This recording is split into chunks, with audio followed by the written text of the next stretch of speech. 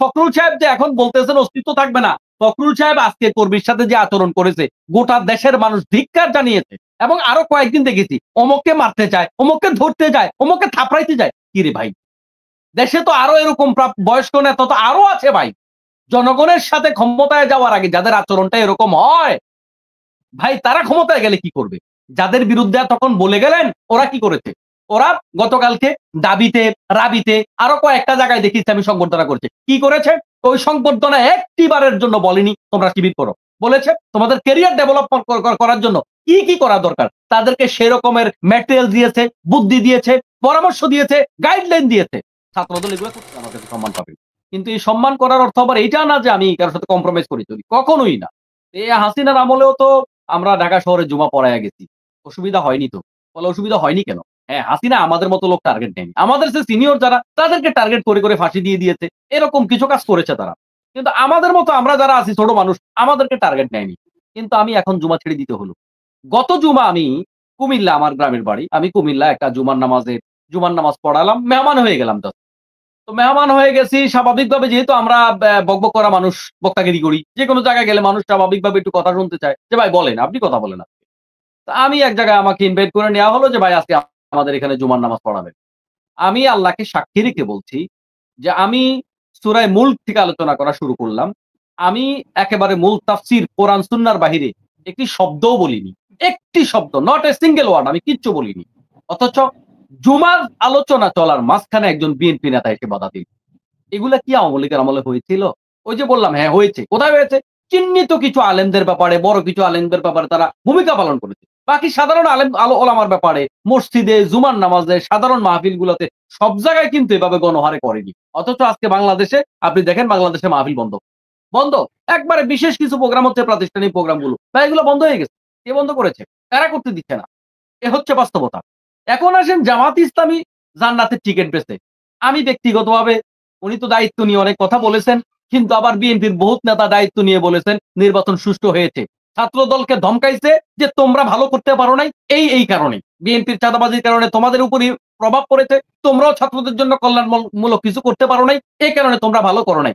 আমি এরকম বহু বিএনপি নেতার মুখে শুনেছি নির্বাচন স্বচ্ছ হয়েছে, ভালো হয়েছে, তোমরা তোমাদের এগুলোর কারণে ভালো করতে পারো নাই, তোমরা ভালো করো। তোমরা ডাকসুর পূর্ণরূপ বলো দেখি। ডাকসুর পূর্ণরূপ বলতে পারতেছে না, তো বলতেছে তাহলে তোমরা ছাত্রদের প্রতিনিধিত্ব কেমনে করবা? আমি বিএনপির বহু নেতাকে এটা বলতে শুনেছি। এমনকি ঢাকা বিশ্ববিদ্যালয়ের যে জিএস প্রার্থী ছিল, সে কিন্তু নিজেই সাধুবাদ জানায়, পরের দিন সে কিন্তু ধন্যবাদ জানাইছে। বর্তমান যে নির্বাচিত প্রতিনিধি তাদের কিন্তু সে স্বাগত জানিয়েছে। এখন আমি জানি না আসলে কোনটা সত্য, বিএনপি তাইলে কোন নেতার কথা সত্য। আমি অনেক নেতাকে শুনেছি বলতে, তারা বলেছে না এটা সঠিক নির্বাচন হয়েছে, কারণ বিশ্ববিদ্যালয়ে এত মেধাবীদের সামনে ইচ্ছা করলে ফাঁক ফোকর দুই চারটা কথা বললেই তো হয় না, ইচ্ছা করলেই পারা যায় না। আসলে পারা যাওয়ার মতো পরিবেশ ছিল না তো। এখানে সবাই সজাগ সচেতন, সবাই পাহারা দিয়েছে, ডানে বায়ে লোক আছে, সবার হাতে ক্যামেরা আছে। বিভিন্ন কারণে যে যত কথাই বলুক, এটা হচ্ছে একটা বাস্তবতা। এখন এগুলা বলে বলে নিজের একটু সান্ত্বনা দেয়া। এখন আসেন জামাত জান্নাতের টিকিট বেচে, এটা এখন জান্নাতের কথা শুনলে বিএনপির লোকেরা খুব খেপে যায়, জান্নাতের কথা শুনলেই খেপে যায়। ভাই, একটা দল ভুলমুক্ত বাংলাদেশি কি আছে? গোটা পৃথিবীতে কোনো মানুষ ভুলমুক্ত আছে? নাই। এখন এভারেজ আপনি কারো কাছে যদি ভালো বেশি পান, আপনি তাকে ভালো বলবেন। এটা ব্যক্তি হোক, প্রতিষ্ঠান হোক, যেটাই হোক। এভারেজ কারো কাছে অনেক বেশি যদি আপনি খারাপ পান, ভালোর পরিমাণ কম পান, আপনি তাকে খারাপ বলবেন। এটাই তো স্বাভাবিক নিয়ম, নাকি? জামাত ইসলামী ভুলমুক্ত, দোষমুক্ত এটা কেউ দাবি তো করেনি। জামাত ইসলামী কোনো অপরাধ নাই। জামাত ইসলামী করলে কি বলে যে একেবারে দুধের দোয়া, এটা তো কেউ দাবি করেনি। কিন্তু জামাত ইসলামী কি করে আসলে? ছাত্র শিবির কি করে? ছাত্রদের কল্যাণে কাজ করে, প্রতিটা ছাত্রকে নামাজি বানায়, প্রতিটা ছাত্রকে কোরআন পড়ায়, প্রতিটা ছাত্রকে হাদিস পড়ায়, ৫ ওয়াক্ত নামাজি বানায়, প্রত্যেকটা ছাত্রকে একটা রিপোর্ট দেওয়ার মাধ্যমে কোরআন শিখায়, হাদিস শিখায়, ইসলামী বই পড়ায়, সময়ানুবর্তিতা শিখায়, আদব কায়দা শিখায়, আয়াত মুখস্থ করায়, হাদিস মুখস্থ করায়, এবং মাঝে মাঝে তাদের তাহাজ্জুদ নামাজের খোঁজ খবর নেয়, মাঝে মাঝে সবগুজারি করে তাদের তাহাজ্জুদ নামাজ পড়ার জন্য উদ্বুদ্ধ করে। এই যে কাজগুলো, ভাই এগুলা কি জান্নাতে যাওয়ার কাজ না? এগুলা তো জামাত শিবিরের ২৪ ঘন্টার কাজ, সারা বছরের কাজ। জামাত শিবির তো রাজনীতি আসলে করে না। যখন নির্বাচন আসে তখন কিছু মিছিল করার দরকার হয়, মিটিং করার দরকার হয়, প্রতিবাদ করার দরকার হয়। এই কাজগুলো জামাত ইসলামী ছাত্র শিবির শুধুমাত্র নির্বাচন বেস কিছু কাজ করে। বাকি সারা বছর জামাত শিবির কি করে? আমি এখন যেগুলা বলেছি এগুলা করে। ভাই এগুলা বললে কি, এগুলা করলে কি মানুষ জান্নাতে যায় না? তাহলে জামাত ইসলাম যদি বলে কাউকে, আমি দেখি নাই কোন নেতাকে এইভাবে বলতে যে জামাত করলে আপনি জান্নাত পাইবেন। এটা আমি কাউকে বলতে দেখি নাই। এটা মেক্সিমাম ক্ষেত্রে বিএনপির মিথ্যাচার। মেক্সিমাম ক্ষেত্রে বিএনপির মিথ্যাচার। হ্যাঁ, কেউ বলেছে আসেন আমরা ভালো কাজ করি, জান্নাতের পথে চলি। তো এটা বলা কি জান্নাতের টিকিট বিক্রি করা? এখন আসেন, জামাত ইসলামী ছাত্র শিবির এতগুলা ভালো কাজ করার পরেও তারা জান্নাতের কথা কইতে পারবে না। এটা দোষের হয়ে যাবে। অথচ আপনি দেখেন, আমি দেখেছি বিএনপির একজন নেতা বলেছে, আমি সময়ের কারণে ভিডিওগুলো দেখাচ্ছি না, আমার কাছে ভিডিওগুলো সংরক্ষিত আছে। দেখেন, হজ নয়, বিএনপি করলে জান্নাত পাওয়া যাবে। অথচ বিএনপির লোকেরা এমন কোন আকাম আছে বাংলাদেশে বর্তমানে করে না।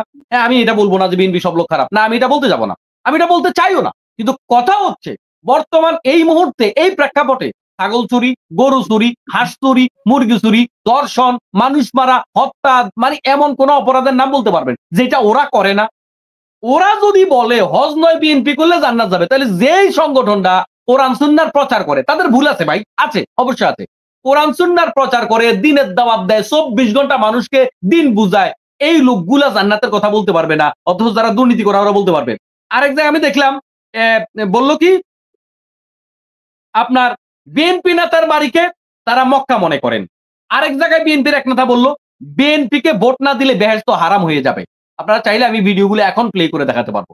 এখন কথা হচ্ছে, আপনি বলেন যেই দলটা হেন কোনো অপরাধ নাই যেটা তারা করে না, তারা এগুলো বলতে পারবে। একটা ইসলামী দল, যেমন ধরেন আমার মতো মোল্লা মানুষ, এখন আমি কি করব? আমার মতো মানুষ বিএনপিতে যাবে, আওয়ামী লীগে যাবে?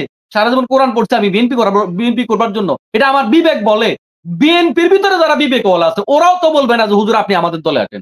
ওরাও বলবে না এটা, বলবে যে হুজুর আসলে আমাদের এখানে আপনার সাথে আসলে অ্যাডজাস্ট হবে না। আমি দেখেছি অনেক বিএনপির ভাইরা যারা আমাদেরকে পছন্দ করে, সমাজে আমাদের কাছাকাছি আছে, ওরা বলে হুজুর আপনি আপনার জায়গায় থাকেন।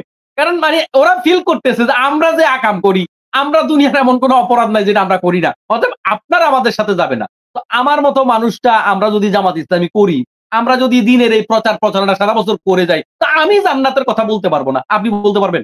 এটা কি কোনো কথা হইলো? আর এরপরে জান্নাতের গ্যারান্টি কে দিয়েছে ভাই? এই মিথ্যাচার গুলা করার দরকার আছে, অথচ জান্নাতের গ্যারান্টি আপনারা দিয়েছেন, আপনারা দিয়েছেন। তো আপনারাই আকাম করে যদি আপনারা দিতে পারেন তাইলে কি হয়? এরপরে আসেন, আরো দুই একটা বিষয় আমি শেষ করে দিচ্ছি ভাই। আপনি দেখেন ঢাকা বিশ্ববিদ্যালয়ের যে বিষয়টা নিয়ে বারবার করে কথা বলা হয়, আরে ভাই এই ছেলেগুলা বিভিন্ন ডিবেটে ফার্স্ট সেকেন্ড থার্ড ছিল, ডিবেট কমিটির সভাপতি সেক্রেটারি ছিল। এখন আপনি বলেন ঢাকা বিশ্ববিদ্যালয়ে যে অবস্থাটা ছিল সেখানে অন্তত ছাত্রলীগের সাথে মিলজিল না করে এই ডিবেট ক্লাবের সভাপতি সেক্রেটারি হওয়া, এটা কি আদৌ কখনো কারোর জন্য সম্ভব? আদৌ তো সম্ভব না। সেই জায়গায় যদি কেউ ছাত্রলীগের সাথে মিলেমিশে থাকে, অসুবিধাটা কোথায়? আরে ভাই বিএনপি ছাত্র দল তো করতে দিয়েছে, পরীক্ষা দিতে পেরেছে, কিন্তু ছাত্র দল ছাত্র শিবির করলে তো তাকে জবাই করা বৈধ, হাত কেটে দেওয়া বৈধ, পাও কেটে দেওয়া বৈধ।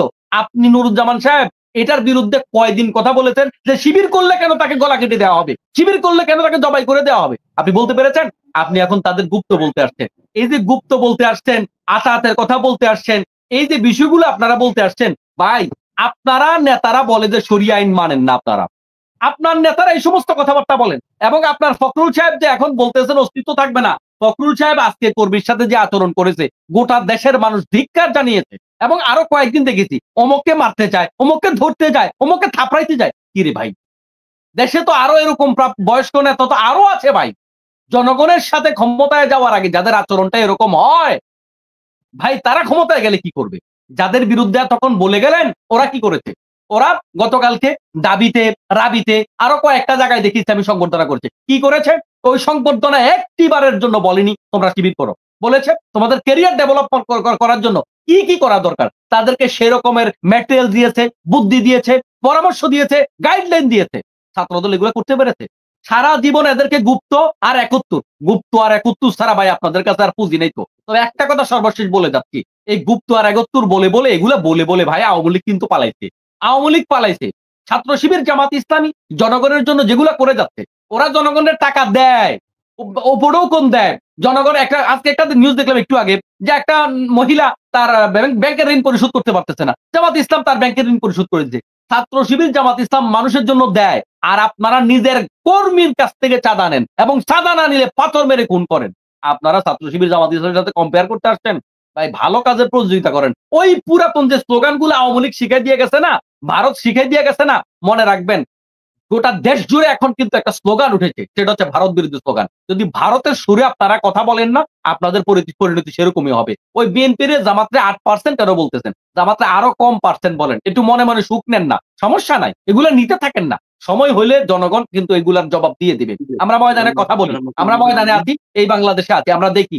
অতএব শুধুমাত্র বিরোধিতার জন্য বিরোধিতার সেই আওয়ামী বয়ানগুলো পেশ না করে টকশোতে আপনারা আমরা সবাই মিলে আমরা প্রতিযোগিতা শুরু করি, ভালো কাজের প্রতিযোগিতা, নতুন বাংলাদেশ গড়ার প্রতিযোগিতা। আমরা একে অপরের সমালোচনা করব, সত্য সমালোচনা, মিথ্যা সমালোচনা, আওয়ামী লীগের শিখানো ভারতের শিখানো সমালোচনা করব। এগুলা কিন্তু আমাদের নিজের অস্তিত্ব বিলীন হবে, আরেকজনের অস্তিত্ব বিলীন হবে না। যে হাসিনা জামাত ইসলামের অস্তিত্ব বিলীন করতে পারেনি, বিএনপি সেই জামাতের অস্তিত্ব বিলীন করতে পারবে না। বরং বিএনপির এই আচার আচরণ, এই কার্যকলাপের কারণে নিজের অস্তিত্ব সংকটে পড়ে কিনা এটা বিএনপির এখন ভাবা দরকার। সবাইকে ধন্যবাদ। আল্লাহ হাফেজ। আসসালামু আলাইকুম।